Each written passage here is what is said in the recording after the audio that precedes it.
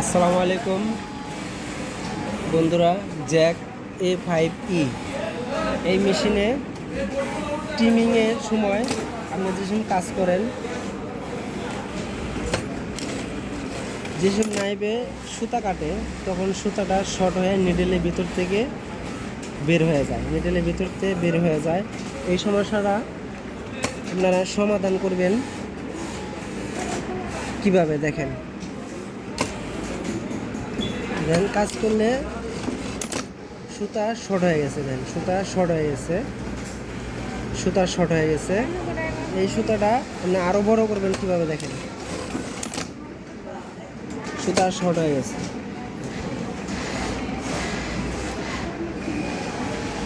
ট্যাকআপ liver position ঠিক নাই, দেখেন ট্যাকআপ লিভারের পজিশন ঠিক নাই।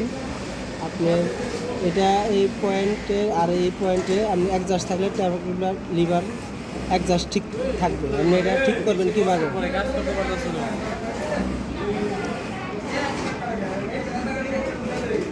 মেশিনের সুইচ বন্ধ করবেন, পি চাপ দিয়া অন করবেন, চাপে ধরে থাকবেন, প্যারামিটার 92 আসবে। এখন আপনি 72-এ যাবেন,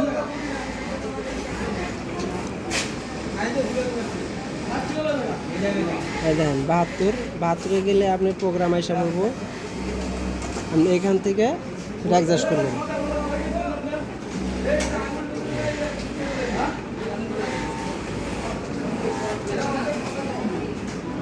দেখুন এটার সাথে এই পয়েন্টের সাথে আর এই পয়েন্ট ঠিক আছে কিনা এটা দেখবেন, দেখে এটা এখন ঠিক আছে, এটা আপনি এখন সেভ দিয়ে দেবেন।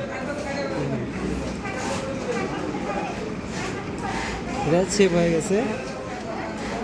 এখন দেখেন সুতা কতটুকু বড় হয়, দেখেন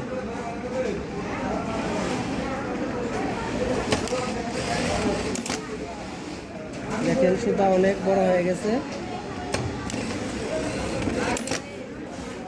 সুতা আরো বড় হবে।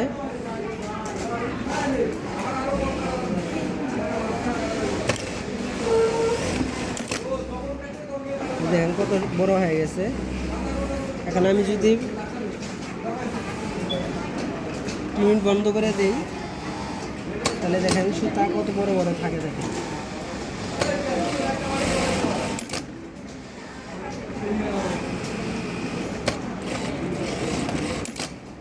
দেখেন সুতা কত বড় হয়েছে।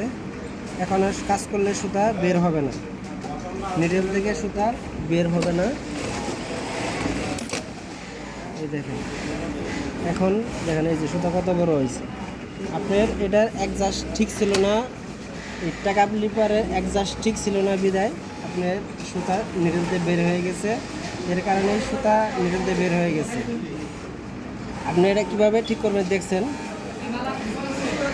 প্যারামিটার 72-এ যাবেন। এটা এগুলো ভিতরে থাকে, এটা কিন্তু বাইরে থাকে না, এটা এগুলো ভিতরে থাকে। প্যারামিটার 72-এ যা আপনি এটা সেভ করবেন, আবার সুইচ বন্ধ করে দিবেন।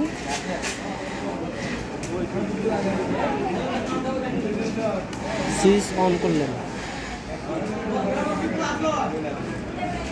এখন কিন্তু এটা আর আসবে না, এটা কিন্তু ভিতরে, এটা ভিতর থেকে প্রোগ্রামটা এটা ঠিক করতে হবে। ঠিক আছে, দেখেন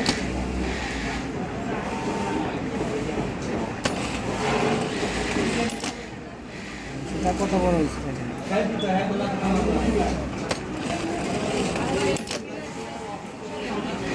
ঠিক আছে বন্ধুরা, এভাবে করবেন।